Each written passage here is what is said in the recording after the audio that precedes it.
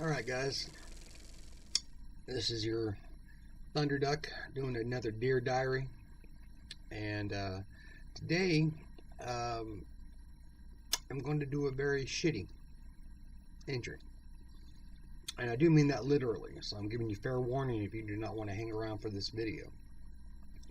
I've seen several people on the different groups that I'm on Facebook talking about what amounts to what I believe is IBS problems, irritable bowel syndrome. And although this is something that I don't deal with that often anymore, this was a controlling factor of my life for the better part of about 3 years. If you don't know what it is, it's typically stress-induced. Mine was very much so. I tried to control it with Lexapro and antidiarrheals. Can't even think of the name of it anymore, but just little pills that would basically stop you up, force you to be constipated so that you weren't having accidents, or you can at least control your bowel movements a little bit. But the problem with it was that it turned into a painful situation because you're now constipated. Anyway, so on these groups, I keep seeing people talking about it, angry about it, embarrassed about it, not able to enjoy life, and asking if this is going to be their life. And, you know, I've said this in every video, everyone's MS is different. I'm here to give my diary entry, how my life was affected. And this was something that, for surefire hell, was an impact on my life. So before I ever knew I had MS, 5-6 years before I knew I had MS, I had my first accident. This was also before my back surgery, which again was what I thought was causing all my other symptoms, was the fact that I knew I had a broken back and hadn't done anything about it in almost 20 years at that point. So my very first accident, I had my son with me, and we had gone out to a restaurant, and after dinner was done, I said, hold on a second. I had him stay in the car. He was probably about 7 years old, and I got in. I went to the bathroom, tried to go. A rock fell out. It's okay. I feel done. Finished up and left. And then when I got back in the car, we left, and as soon as I got on the freeway, I went and started looking for a gas station. My stomach, like the bottom fell out of my stomach. I could feel it. I was looking for a place, but where I was in San Antonio at the time, and there was nothing. I was in a industrial area. There was nothing. It was even a few miles to get turned around to go back to the restaurant if that's where I wanted to go. And before I could even make it to that turnaround, everything just let go in the car with my son sitting in the back seat, and I screamed to God, no, no, no, no, and started crying. And of course my son's in the back, I'm not understanding what's happening. I rolled down all the windows. We get back to the apartment, and I've now been sitting in my own shit for the better part of about 20 minutes. When I get to my apartment, I have an option of where I'm going to park. I have my parking spot, which is down a bunch of steps, and I'm going to have to walk up this hill to get up to my apartment. But it's fairly secluded, not a whole lot of balconies or anything facing that direction. Or I can park on the street level, have a straight walk to my apartment with no stairs, but it's in where I would park would be effectively right around the playground of the area. So I opt for my parking spot. And I get down there, I let my son out, give him the key, and I said, please go open the door. Daddy will be there in a minute. just have the door open for me and see if there's anybody outside. So he goes upstairs. A few minutes go by, and he just starts yelling, comes down screaming. I was like, what happened? And he goes, I can't get the door unlocked. And this is the first time I'd ever given him a key. First time he ever tried to unlock it. I don't know if he just didn't understand what to do. But I knew that I had to now get out. Apparently there was no one around there, and him yelling could have attracted attention. So I got out and started walking. I'm wearing cargo shorts, like a middle-aged white man does, and wearing tennis shoes. And of course everything starts in boxers. So of course nothing is going to be held. Everything starts sliding down my leg. I won't get too graphic with this, but I'm leaving a trail behind me. I get up to my apartment. I get in the shower. I step into the shower fully dressed. I start kicking off my shoes, drop my pants. What I didn't think about was the fact that my shirt had been tucked in at the time. And I always take my shirt off the same way. I reach behind me, I grab the back of it, and I just pull it over my head. This caused me to skunk myself, streak all the way up my back over the top of my head. I literally just shit on my own head. And it's funny to tell this story now to family and friends. You might be laughing at it now. You might be tearing up because that situation's happened to you.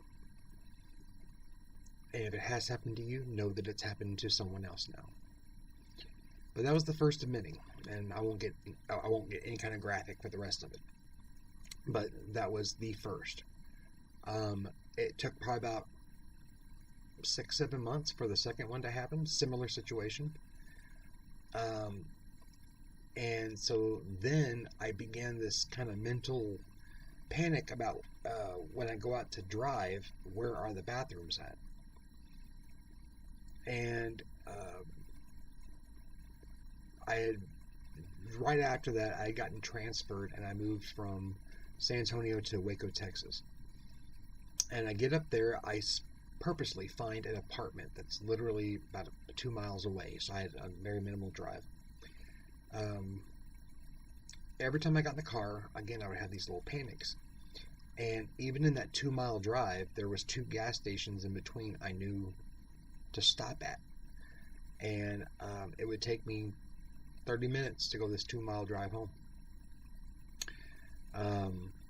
In that 2-mile stretch, I probably had 4 different accidents across the 2 years I was there. I had other accidents at work, or I had 2 at work, because we only had 1 bathroom. And I would have to, if I had that urgency that I had to go, I would have to go across the street to one of those 2 gas stations. And it was just a few blocks up the road. But I had to make that trip several times. And sometimes I didn't make it.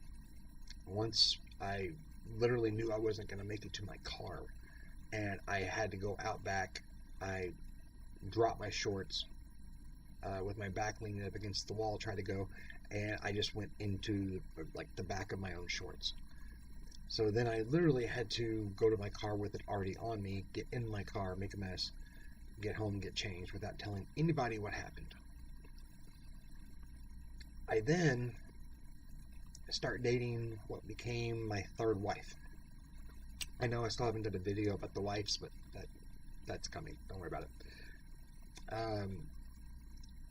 So, and that is the last one. The 3rd was the last one. But I just started dating her, and I had my back surgery, and decided I was going to move in with her after my first year there. My lease was expiring, so I moved in with her. She already had a house, but she lived in Corsicana, which was about 60 miles away, which means I was agreeing to a 60-mile one-way trip whenever I did this. So that drive was all country. There was the gas stations in Corsicana. There was the gas stations as I came into Waco, and there was 2 stops in between. So it was like a 20-mile drive, break, 20-mile drive, break, 20-mile drive, I'm in Waco. Those 2 gas stations knew me every single day. And every single day I bought something. So I knew that at the first one I stopped at, I would buy my drink. And at the second one I stopped at, I would buy my snack or whatever, breakfast croissant or whatever I was going to get. So I did this every day so that they wouldn't think anything about it other than the fact that I would go into the bathroom. Sometimes I'd go in that bathroom and I'd be there for a half hour. And then I would get out, they would see me pay and leave, and then see me 5 minutes later when I turned the car around and went right back to the exact same place, back into the same bathroom. And they saw this over the course of about a year, over and over. That 60-mile stretch of land has many DNA artifacts of me on the side of the road having to pull over to not have an accident between stations, pull over, angle. At the time I was driving a Dodge Challenger with luckily very wide doors, very wide open door holes, so I would kind of park the car at an angle to block back traffic coming at me, and then the big door, of course, will swing open, blocking traffic coming the opposite direction. And I had to do that at least once a week, where I didn't make it in between the place. After about that year, I get transferred back to San Antonio, and these drives going back and forth sometimes would take me 6-7 hours to go at what should be about a 3-hour trip. One took me 10 hours. Anyway, so I get moved to San Antonio. Now I'm not as familiar with where all the bathrooms are because I haven't been there in a while, and I lived in a different part of town than I did the first time. And I have my issues. There was a place I was working that was literally, I got on the freeway, went down about 20 miles, got off, and it was right there. And I knew that there was about 4 different gas stations in between I could stop at. So I did that. 6 months later, I changed jobs, and now I have a completely different route, completely different highways, and every day is the same thing, except I'm able to control it a little bit, again, with those anti-diarrheals. And I have caused such a constipation problem now that I'm only going, and this actually started when I was still in Corsicana. I was only going about once a week, and when I went, I mean, it cleared systems, top to bottom, and but I would have this urge and this feeling for like a good day or two beforehand where I still can't go, but I feel like I have to. So all these stops that I'm making, nothing's happening. Well, this would transfer to me being at work, always having to get up to go to the bathroom. Now, luckily, I was the top performer, and I was only really working about a third of my hours at my desk. God knows how much money I could have made if I could have sat there and worked all day. But my manager knew, my director knew, and so everything was fine. So I've already talked about this in a previous video, that the company was coming to an end, and I was riding the wave to get to my unemployment whenever I got laid off, so I could be on unemployment while I waited for my disability. When that happened, and I was at home, and I had already noticed this beforehand, but not working, not having to leave the house, my IBS instantly cleared up.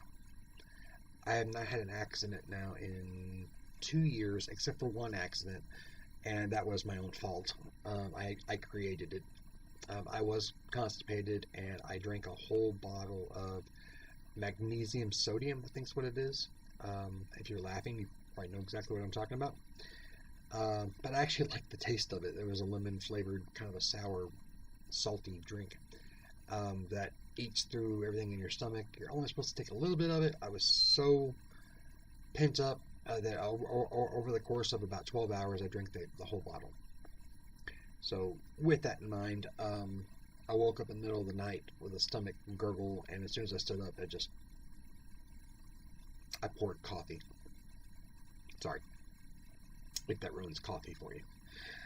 But, so that's the only accident I've had since, and that was in my own house. That's the only accident I've ever had in my house. But I realized then, what I didn't realize during the time, was that my IBS, brought on by stress, I always figured was work, and it wasn't. It was just the drive. It was just going point A to point B. I could be all day in my house, not have a butterfly at all in my stomach about me having to go.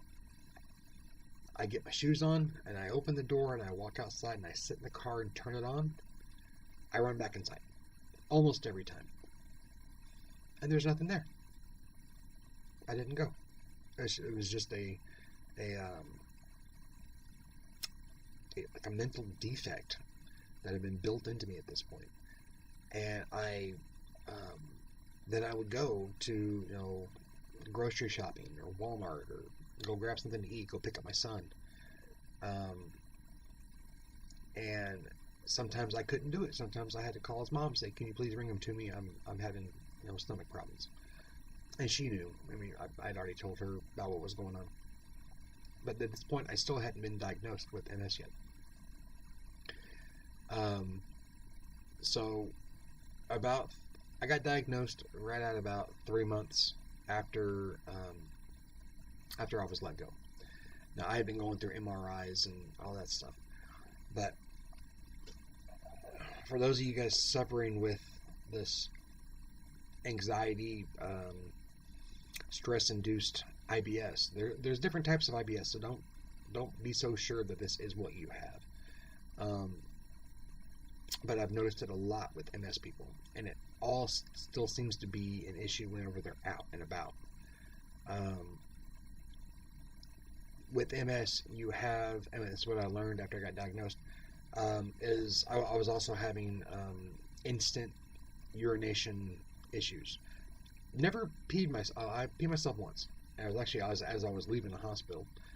But other than that, I've always been able to hold it. Like, I've even been trapped in my wheelchair, unable, like, physically not feeling good, unable to get up and out of it to get to the toilet, and I've decided I'm just going to pee myself, and I can't. Like, my body physically will not let me pee myself unless I'm standing up or if I'm sitting on a toilet. It is the weirdest thing. I have tried to pee myself and I can't do it. But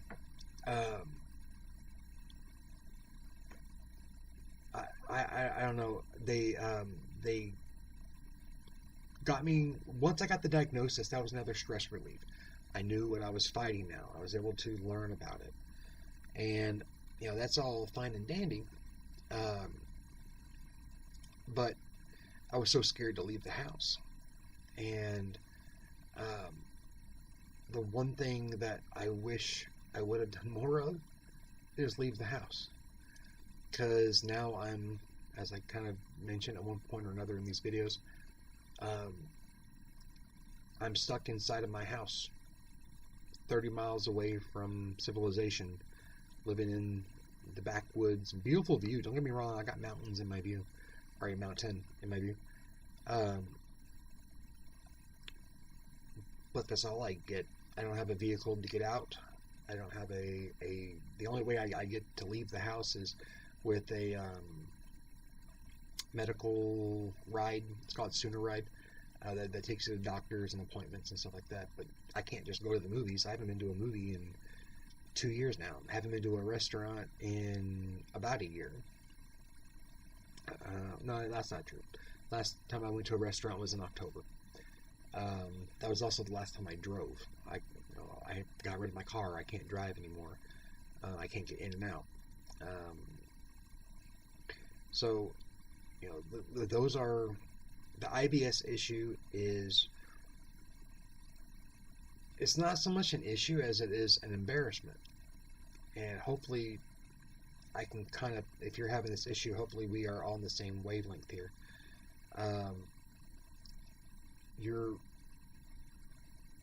It's an anger to your own body that you can't control it. Like, this is You can't control what happens outside.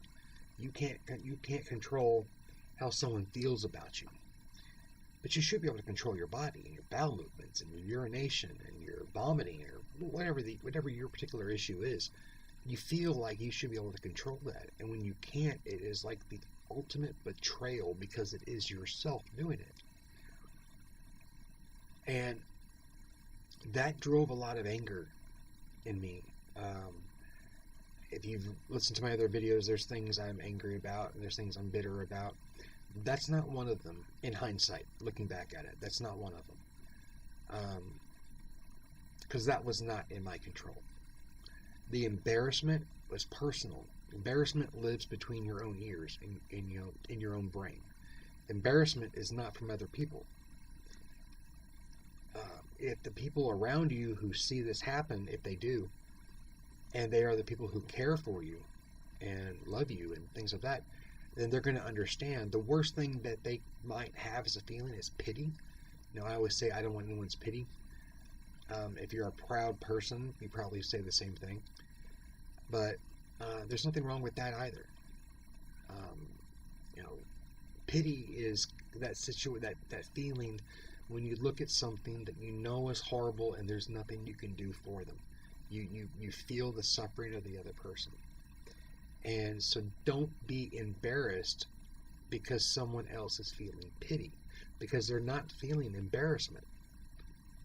And if say it's out in the public and you got 4 or 5 people who just saw you do it, whether or not they feel pity or they're laughing at you or whatever, again, your embarrassment lives between your own ears. Your loved ones care for you. Worst feeling they're going to have is pity. Everyone else doesn't matter. No other feelings matter. There's a comedian, Tom Segura, is not talking about illness at all, but he says, I don't want to live forever, but I do want to live to that age where I get the confidence of an old man. The guy who can just mow his yard with a big old hairy belly and have his shirt off. Walk around naked, not giving a damn throughout the locker room at the gym, just not caring how big or small he is. Just, no, I'm here. I'm not diving into a stall to change my clothes. I'm not whatever.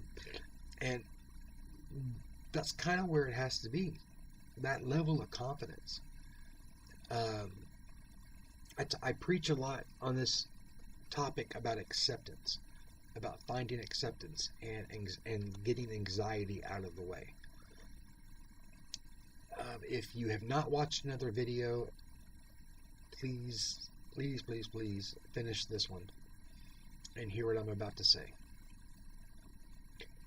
With this illness, acceptance is on the other side of anxiety. When someone dies in your family, or a loved one, period, there are the stages of grief, right? There is no difference when it happens with diseases, cancer, life-threatening diseases, MS, whatever. You go through the exact same things, bargaining with God, denial, anger, and eventually it's acceptance. The one thing I have found, though, in my hindsight, because I've accepted what this life is, where it's going, and how I'm going to deal with it. The only way to get to that level of confidence, that old man confidence, is to remove anxiety. You know now that you have MS. If you're watching this video, that's why you're watching it. You know you have MS. You know, probably, unless this is the first time someone's told you, you know what the disability scale is. So if you know what the scale is, you know hopefully you know where you're at on it, and you'll know what other things are going to happen to you as time goes by. So the anxiety of what's going to happen to me is gone. It's there. It's in black and white. And you may never actually hit the end of it. You may stop. Your progression might only get to an 8. You may never get to a 9 and be bedridden. I'm personally at an 8.5. I'm fighting like hell right now, trying to maintain my ability to transfer between my chairs, because once that goes away, I'm bedridden. But that's it. I mean, the only thing to possibly be anxious about is you don't know when the next step is going to happen, but you know it is. That is not a an uncertainty. Think about daily. Are you worried about death? Do you think about death every day? That I'm scared I'm going to die. No, because you've accepted that is one of the steps. You just don't know when it's going to happen. So it's that same level of acceptance to what is and what will be in time that removes the anxiety. If you can do that, or if you want to talk to me about it, please do. Please leave me a comment. Please leave me an email. I'll put it right here so you can see it again. I've done it in a couple of videos. No one's used it, but here it is.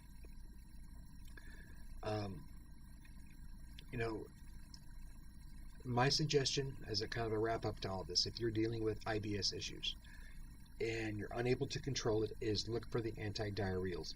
Just get the Equate brand. That's what I used. I can't think of what the actual name of it is, but take 2. Take plenty of water with it, but take 8 ounces of water with it. But take 2 of those a day, and I took them every day. That kept me to where I could control my 5-day work week, and then I would stop taking them on the last day, and that would usually ruin my weekend because I was cramping Saturday and Sunday, but I would usually go by Sunday night. If not, Monday morning, sometimes I would have a problem. So maybe you want to only take them Monday, Tuesday, Wednesday. Well, Thursday, maybe take 1. And I tried a bunch of different variations. None of it was ever 100%, but I got through the week without having accidents for the last 2 years that I worked. I was able to not have accidents, and I hope that brings some kind of help to you. Lexapro 2. I didn't take a whole lot of it. I think it was 20 milligrams. It's been a long time since I was on that. It's an anti-anxiety, and I took that every morning with the other pills. So, again, weird video. Again, these videos are also for my son to look back at. So my son knows that skunk over the head stories, and it has something he wanted me to put in here. So it's kind of funny. I found a reason to document it. But again, for those of you watching this, I really am sorry for what you're going through. I hope what I'm saying makes a difference. If not the medical side of it, the personal side of it, that I've helped you to see that you're not alone. That's what the MS part of this is for, is I feel alone. I'm literally alone where I'm at and unable to do anything or go anywhere. And this is how I reach into the world, by looking through this lens, telling my story to who will listen, and seeing if someone will talk back. So please, like I said, leave a comment, direct email me, and there'll be more videos to come. I've got an angry one that I already did. I just haven't taken the time to edit it and put it up yet, so I'll probably put that up next, after I put this one up. This one I said I would do today. So, God bless. You guys take care.